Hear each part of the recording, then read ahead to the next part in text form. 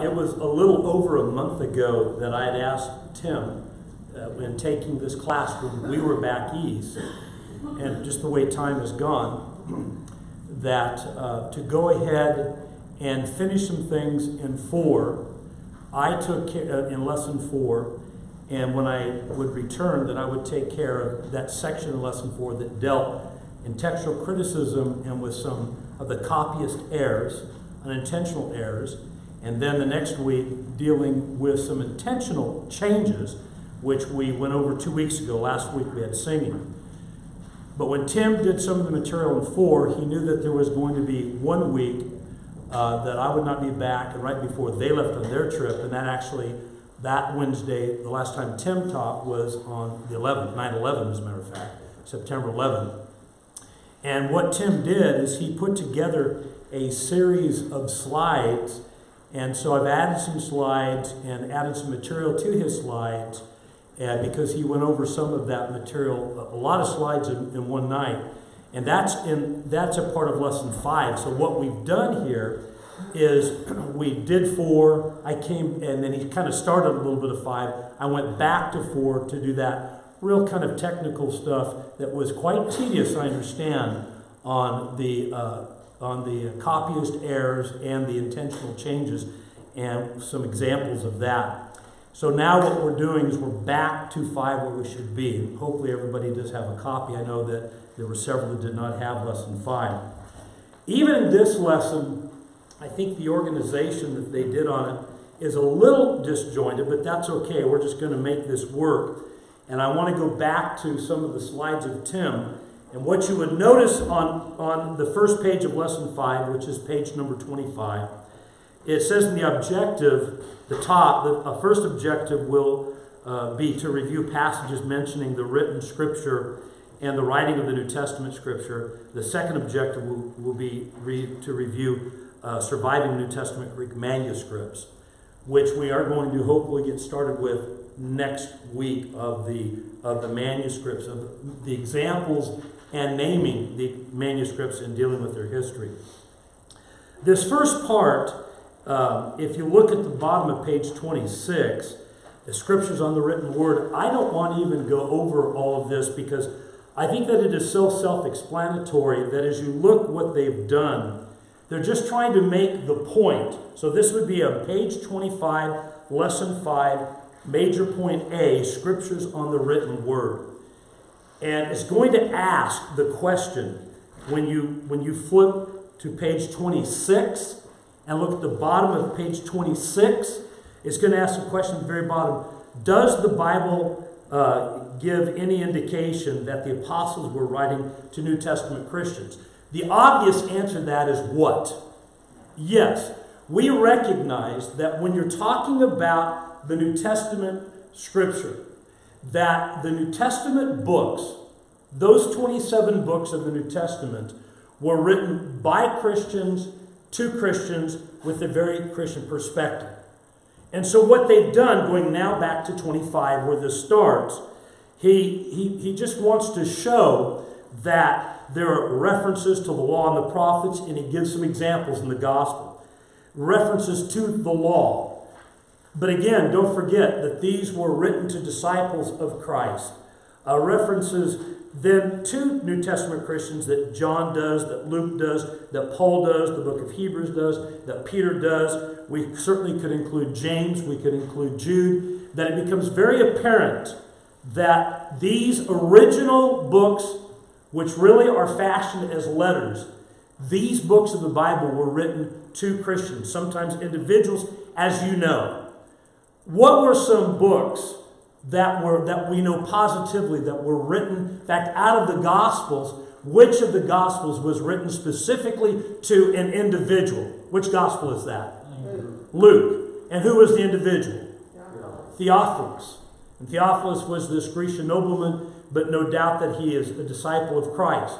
By the way, so did Luke write another letter, as it were, to that same recipient, Theophilus? Yes. And what was that, Annette? Acts. That's the book of Acts. And even says in Acts 1, of the former treatise, O Theophilus, talking about Luke. And where he leaves off in Luke, he picks up in Acts and does that. Where are some other epistles that were written to individuals that we positively know?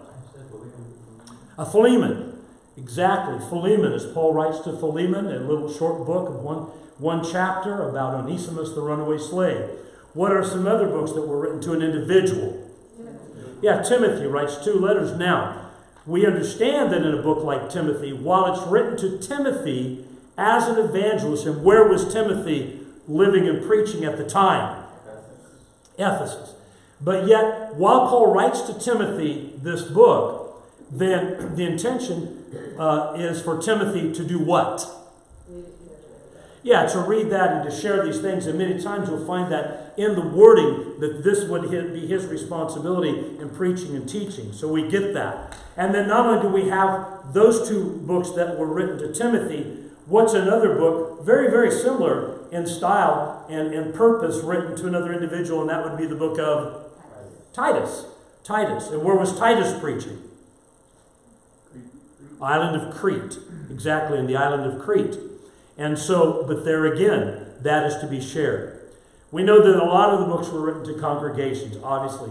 Romans, Corinthians, Galatians, because Galatia is a province, not a city like Corinth is and Rome is, but Galatia is a province, and so it was written and given to the churches in the province of Galatia. But the letter to the Ephesians, the letter to the Philippians, the letter to the Colossians, the 2 letters to the Thessalonians. Then, as we've already made mention of in this, of course, in the book of Hebrews. And then these generic epistles, even written very much from a Christian perspective to Christians, not only the book of Hebrews, but in James, but both of Peter's epistles. Now, by the way, when we come to John, there's another couple of situations. To whom were 2nd and 3rd John written? So one says to the elect lady, and which one was that? Donnie, you should know this. We've been Donnie and I have been studying these, and so that's going to be 2nd John. But to whom did he write the 3rd John to? Gaius, yes, somebody heard somebody say it. So again, now we don't know who the elect lady is exactly. That could be several things. But so anyway, all that they're trying to show is that in the manuscripts, in the text and the manuscripts of these books that are written, that it's very important to remember that the New Testament books are really letters. We often refer to the epistles as Paul's epistles, or as Peter and John's and Jude's and James' epistles. But when you think about it, is not the Gospel of Luke an epistle, a letter? It is a letter. Is not the book of Acts a letter? We just don't always refer to them as such, but they are written to individuals or written to congregations as letters. Now, what makes the New Testament documents then, these books or letters, then what would make that different than the Old Testament books, the 39 books of the Old Testament? What would we say, or how would we categorize? Do we look at the books of the Old Testament as being letters? No, we really don't. So how would you categorize those, Bryce? How would you do that? I tend to view them more as a historical account, almost a running documentation of Israel's reality, I guess. A running documentation of Israel's reality. Yeah, because, I mean, you have prophets who obviously, bring forth the message of God, but you don't have a lot of, addressed books to individuals like in the New Testament, and it's just a whole different reality, obviously, based on what Christ did. So. All right, on what who did? Christ did. I'm talking in the Old Testament? No. The writing. Oh, I see how you link that. I got you. In the comparison to, excuse me. So even when we look at let's take the first 5 books. The first 5 books of the Old Testament are often referred to. There's a couple of different names they're referred to. One is referred to what in it? The Pentateuch, because of those 5 books. But they're also categorized as what else besides the Pentateuch, also known as what? Torah. The law, the Torah. The Torah, right? Now, but when we look at that, Moses is this author, and Jesus maintains that he's the author, by the way. And we have other historical data certainly showing that, but Jesus refers to those books as belonging to, or penned, I should say, by Moses. But those really had become, Moses wrote those down as historical documents, didn't he? When he wrote the book of Genesis, and by the way, and just so we're always clear on this, when did Moses call that first book, what we have in 50 chapters, did he call it Genesis? No. Why would he have not called it Genesis? Specifically Genesis. Well, yeah, number one, he didn't speak a word of Greek. Genesis is not Hebrew, it is Greek. And Genesis means, be very careful, generations. Good. Doesn't mean beginning or beginnings. It means generations. And its first occurrence in the Septuagint, the Greek translation of the Hebrew Scriptures, is in chapter 5 and verse 1, the book of generations. Genesis. Okay? But as he writes that, the law with the intention for the children of Israel, it's not a letter, but it is a historical document that he has put down, guided by God to do so, but that it would be preserved for Israel for his time and for the generations to come. And the thing we have to understand, because we're dealing with historicity here, is that even when you think about the book of Genesis, all of this stuff, all of the information in the book of Genesis, that when we talk about, at minimum, Adam and Eve's expulsion from the Garden of Eden in Genesis chapter 3, to the time Moses writing that, how many years transpired from the expulsion of the garden to Moses writing this? At minimum, how many years transpired? 2,500 years. So you talk about history and the history of that book, that he's writing the history down, but 2,500 years later. Then you understand that no matter when Moses wrote this in his life, because how long did Moses live? He lived 120 years, right? As his life is convenient, broken up to 3 40s, the first 40 years being in Egypt, the second 40 years being at Midian, and then the final 40 years of essentially the wilderness wandering. But no matter when he wrote that, then even if he's writing the book of Exodus in real time, he is recording that. Then, as he's writing the books of Leviticus, Numbers, and Deuteronomy, because now here is the law and the particulars of the law and other historical information. It's not just law. So, particularly in books like Numbers and Deuteronomy, while you have the law and the giving of the Ten Commandments, I received a text message just a couple of days ago, and somebody had asked me. In fact, it was Chris Sylvester. He's a brand new Christian. And he got into discussion with a friend of his down in Los Angeles a couple of days ago. And he was trying to explain to him why we really we're not under the law of Moses, and we're not under the Ten Commandments as they're seen. And where are the two places that we find the Ten Commandments? So Exodus 20 is the first giving of the law. And then where's the second grouping of those Ten Commandments? Deuteronomy chapter 5. Yes, that's right. Deuteronomy chapter 5. Why, by the way, that is called Deuteronomy, another Greek word, not a Hebrew word, but Deuteronomy, that is the second, Deuteros, two, or second, and nomos, law, the second giving of the law. But the point is not only do you have the law, but you have other historical events that take place there. And so you have a lot of information in Exodus, Leviticus, Numbers, Deuteronomy that's more than just law and rules and regulations. There are actual events, battles, and individual things that take place of people. And so Moses writes this down as a historical record. Now then, when you look at the Jews, even today in the Jewish Old Testament, it's arranged a little bit different than ours. But yet the books are all there for the most part when you look at it, but they have what are the books of the kings. Now when we talk about the books of the kings, what 6 books are we talking about when we think of the books of the kings? 1st and 2nd Samuel, 1st and 2nd Kings, then 1st and 2nd Chronicles. Now, and we see some overlapping in those, particularly 2nd Samuel and what you're going to find in the Chronicles. But the whole point is that the authors of these books, now they're writing down history too. It's not a letter, but it's a chronicle. In fact, some commentaries refer to those as as the Chronicles 1 through 6. That these are the Chronicles because it's chronicling the history and the event of these kings. But the historicity of this becomes very, very germane to our discussion of trying to understand the credibility or the validity of the Bible and of the Old Testament.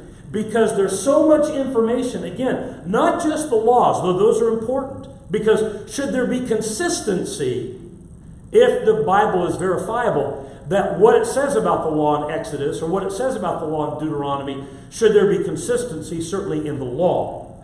But the other thing there needs to be consistency, and where we do find some copious errors from time to time, but at least that the accounts, the events that take place, battles and people and names and those certain circumstances that take place.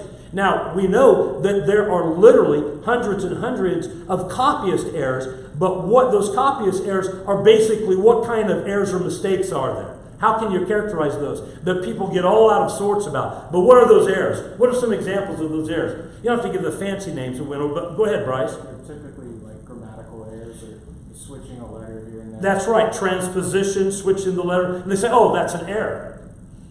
Even sometimes there's a discrepancy in the numbers because instead of saying 70, it says 700. Easy thing to do in Hebrew in the copyist errors. But if we only had one manuscript, and it was the official manuscript, and it had that discrepancy in this book and that book, then you may look and say, well, there may be a problem. But in the multiplicity of manuscripts, where we see that the vast majority of manuscripts, just to give a hypothetical, the vast majority of the manuscripts spells it this way or gives this number, and here you have one over here that the spelling is different or this number is different, but you've got 12, 20, 80 fragments, manuscripts, parchments that show that it's this. We go with that majority, and that gives validation.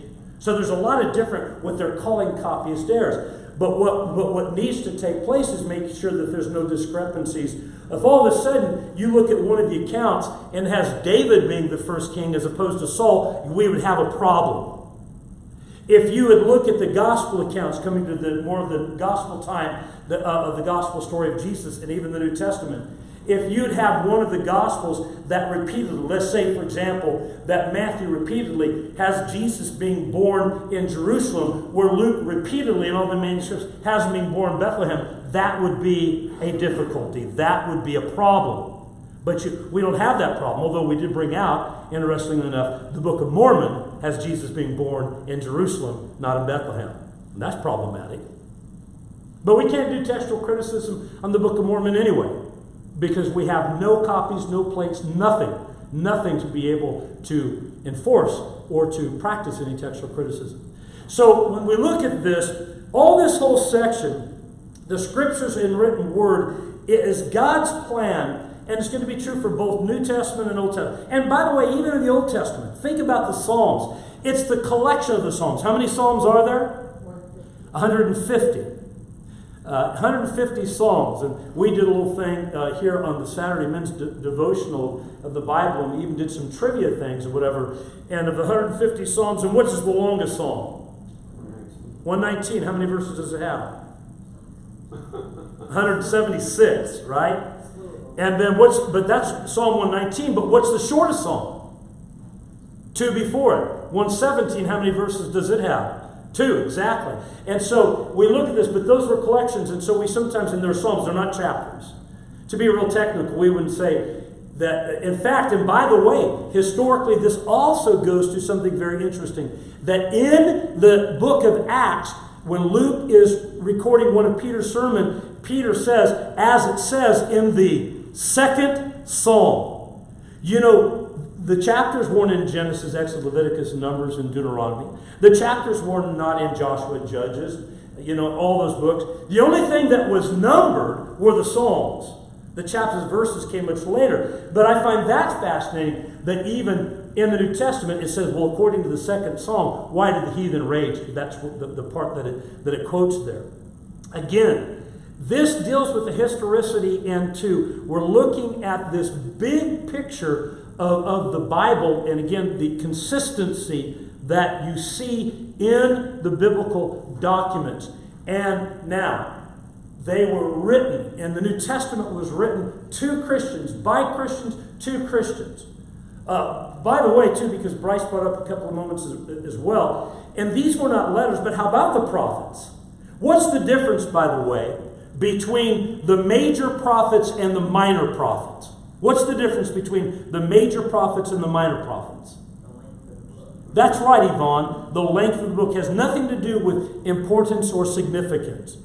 It's simply, and do we ever hear Jesus or Paul or anybody saying, as it says in the minor prophet Micah? No, that was something that man's attributed. And I almost wish they didn't do that, because do you think people might be confused by that?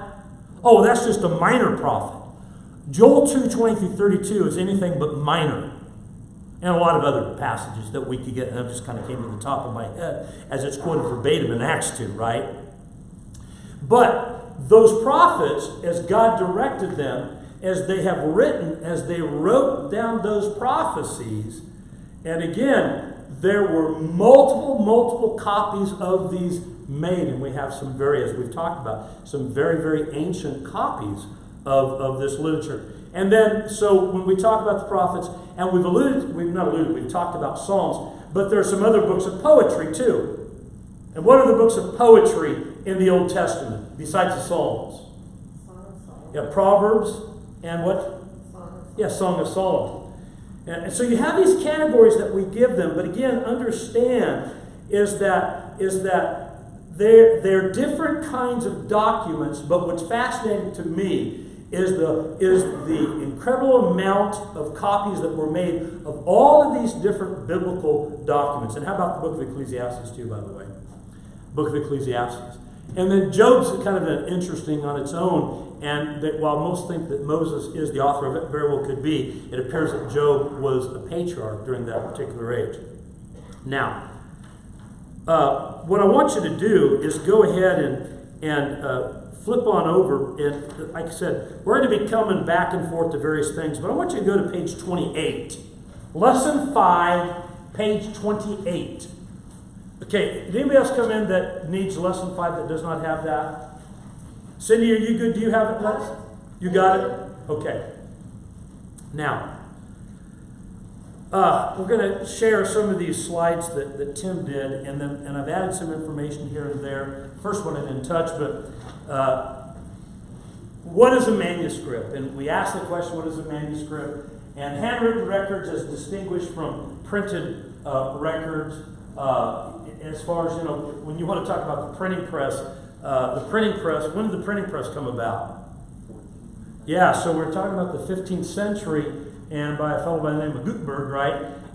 But so it's just, the other thing that we should always be very impressed with is the fact that the meticulous work that was done in making copies of these various biblical documents and manuscripts.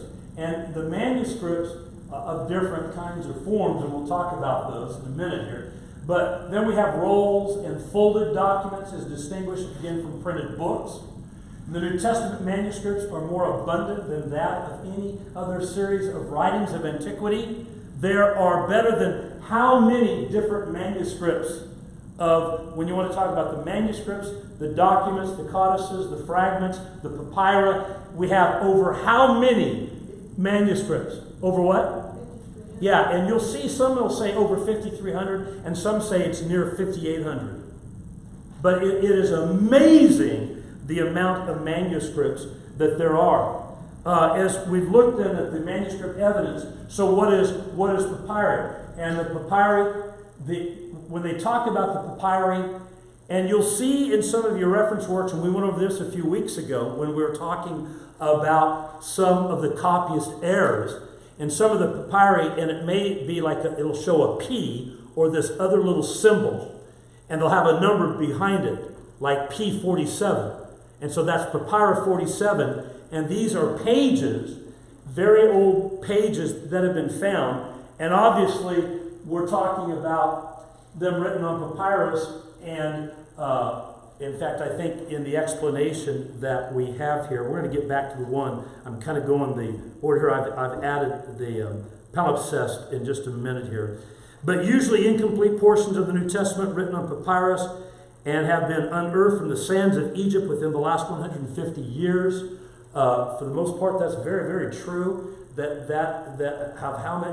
think about how many centuries they've survived underneath the sand. And some of these very, very, very brittle. In fact, in a very well-known Bodmer, in Papyrus Bodmer, and there's several Bodmer 8, and these will go back to the 3rd and 4th century. And here is a section from 1 Peter chapter 5, verse 12 to verse 14, which is the end of that book. And then it picks up into 2 Peter chapter 1. So what you have on the left, and this, of course, is in Greek. And can anybody kind of tell maybe what type of Greek would you refer to that as? Do you suppose? Because we have, what's that, Cindy? I can't see it well enough. So, because we have uncials, and we have minuscules, and we have cursives, what does it look like to you, do you suppose? It's not an uncial, because what are the uncials? Debbie, that's right, all caps. They're all caps. And this very much appears to be more like a minuscule. It doesn't really look like the cursive hand, because I have difficulty, because when you study Greek today and teach Greek today, you really don't study the cursives. You don't. And I mean, unless you're going to go into that and become a specialist in it, but you basically study capitals and lowercase, but these are pretty identifiable. But they're not uncials, and so we have in this type of a minuscule, what very much appears to be. But look how old it is, in the 3rd and 4th century. We're just talking a couple of centuries off the 1st century AD, a couple hundred years is old. Great, and there are many, many samples, but this is a beautiful sample of a papyrus. Then again, what is an uncial? Manuscripts with all capital letters and no spacing between letters or words. By the way, did you notice, too, the difference going back to this one, that there's really not as much. You'll see some, but every once in a while you'll see a little bit of spacing. But you will not find that in the uncials. And so in the uncials, what you're going to find, and this is one of the ones I changed. Tim had a different example, but I found this is a beautiful, beautiful example. And by the way, it's a great example of the uncial. And this is Greek with the Old Testament. And so we are very familiar with the Septuagint, which is the Greek translation of the Old Testament. But there are other Greek translations that are not specifically the Septuagint. Does everybody understand that the Septuagint, and there are actually a few different Septuagints, that's just one particular Greek translation of the Old Testament Hebrew. But there were others that are not the Septuagint and Byzantine. How many of you have ever noticed on going on Foothill, when you go out here on LOVR, hang a left on Foothill, as you're starting to get into San Luis, and on the left-hand side, there's a Byzantine church there. Well, do you know what they do their masses in? What language do you think they do a lot of their masses in? Greek. Okay? And so, but in any case, here's a beautiful example out of the book of Esther. Out of the book of Esther. And as a matter of fact, I have this, so I went ahead and got involved in a little translation here. And because I was able to identify the first few lines, and I tell you what, it took me a while, and then I found a great way to get a little bit of help with this, because again, the clarity of some of the letters is a little tough, and they all run together. But you see, okay, look at the very top left-hand corner, and does everybody see what looks like a K? I realize it's kind of small. Can you all see that up there? It looks like a K. And then the next one kind of looks like an A, like an upside-down V. And then the next one looks very much like an I. And that is one of the most common words in the Greek New Testament. Chi. Anybody know what chi means in Greek? And. There it is. And. It's the common conjunction. And so when you look at this, so I went in and got this, and then in verse 3, and this will make perfect sense. And look how old this, that when we look, in fact, I had a date to this somewhere. Where did I put that? I'm not sure where I put that. But, well, because it's from the Codex Sinaiticus. So we're looking at least the 4th century AD. That's why I was thinking with this Byzantine unction that's from the Sinaiticus, that when you look at that, in this particular verse where it says, Kai datheto, Sme Gama Kai, and it goes on and on. But tell me if this makes sense with the book of Esther. And let their, one translation very elongated says, let their things for purification, let their cosmetics be given to them. What was going on? Go before the king, because verse 4, so we finished that, and I just give you, but verse 4, and let the maiden, young woman who pleases the king, be queen instead of Vashti.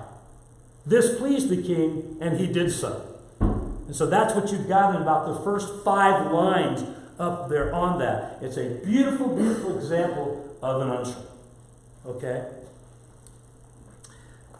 Then, what is a cursive manuscript? Handwritten, oops, I put the wrong thing, let me go back. It is the handwritten manuscript, but the cursives were not introduced until about 790 AD. So in the last part of the 8th century. But there are a lot of cursives too that were made from earlier manuscripts. And this is a great example too. In fact, some beautiful artwork that was done, taken from John 1. John 1. In fact, if you look at the top, Tokata Ionian Apion, and then if you look at that, that is like, it's going to look very familiar to you, like Egalenion, like evangelical. And so you've got from John, the way of the gospel, if you will. This is the gospel of John. And then there you have, but this is a cursive. And again, and I had to really look at this hard and finally just go to the regular type of text that the printing that I can do as far as in your block printing of either of the Greek symbols, that is, because the cursive, to me, some of this is really confusing because I just have not studied cursive Greek at all. And so, but here you have this NRK, Hatan, Halagos, and so forth, that in the beginning was the Word, and the Word was with God, and so forth. And so, but that's a beautiful example of a cursive in John chapter 1. Then the minuscule, what is a minuscule manuscript? By the way, you might look at some particular books, and how would you be tempted to spell minuscule? Yeah, with an I, M-I, and some do. This, though, technically, and according to even as they would have done it in the Latin, it would be minuscule as such. But I've seen some whole paragraphs giving that because they'll a lot of people will go ahead and spell M-N-I. But the minuscules developed in 790 AD. The small letter type and running hand sometimes included commentary or other additional material, even sometimes artwork. And so when we look at that, now here are some historical ones that are found interesting in these minuscules, and that would be pronounced Thucydides, and he was a very well-known historian, a Greek historian who wrote a lot during the Peloponnesian War. This would be back in ancient Greece, and this is from a document, a copy of a document of a history that he had written. But a really great example of a minuscule, and that was discovered or rather that was copied and made in the 10th century AD. Then someone who came along and looked at the kind of the artwork of this, a 15th century minuscule of some of Aristotle's work. And so, but again, these, I just wanted to show some examples because there's a lot of the biblical literature. When we went to the Museum of the Bible in Washington, D.C. here just a couple of months ago, and by the way, they've got great examples on the 3rd floor of all of these things that we're talking about. Some really wonderful, wonderful exhibits. And those, there were a number of you that also got Mike Wilson's book. Sandy, I think I gave you your copy. I did it, and there's a few that, in fact, a good number of you that got that from Inspiration to Ink. And Mike has some beautiful examples in his book as well. What is a lectionary? Selected readings from the New Testament to be read on certain Sundays or church holidays in time, and so there was the development of lectionaries. So these are not nearly as old. These would come centuries later. But again, they would make copies of the existing other, it could be cursives, it could be minuscules, it could be other manuscripts available to them. And a lot of times in the lectionary, and this was one that was done in 1326. Now that's still considerably old. When you want to talk about, again, the compilation of all the biblical literature and copying of it, but it's a beautiful piece, and you'll find, and there's so many examples of lectionaries at the Bible Museum, again, and the artwork that is done. The artwork is done, the style, of course, you can't read the print from here, that just looks like a blur, but again, this was a very, very common approach to these lectionaries, and they would be special readings. Even when you go to a Mass, if you go to a Catholic Mass, this can happen in a wedding, a funeral, or go to one of their Masses. And we have a couple of people here who have some Catholic background. I mean, it was a long time ago, Tim, but I'm sure Tim remembers. But they can have special readings. But one thing that they always do is they'll have a reading from the Gospels. Always, without exception, there will be a reading from the Gospels. And that's even in their missal. It'll all be there in the book that's right in the pew in front of you, and you know what's going to be going on and so forth. But you can just see where this had become a custom even in the Roman Catholic Church in time. Then, I should have put this later, but we'll just go ahead and deal with this now. What time is it? You know what? I'm going to come back to this next week. Let's go ahead here. I'm going to come back to this next week because I got a lot to say about this, and I don't have time, but I want to get to these next two and we'll be done. So when we talk about an autographed text, original Gospels and letters of the New Testament are written on papyrus, fragile substance, and perished within a few years of having been written. One thing that becomes very, very clear of those things of the original, the autographs, that they just did not last for a long, long time. And but again, we've had this discussion. If we had the originals in our possession today, one, who would own them? Where would they be housed?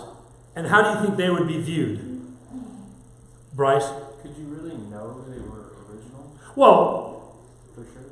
I'm saying hypothetically, if. I know, but if they were found, I mean, could you really know that? I don't know. That would be, there would have to be substantive evidence where they were found and what's going on.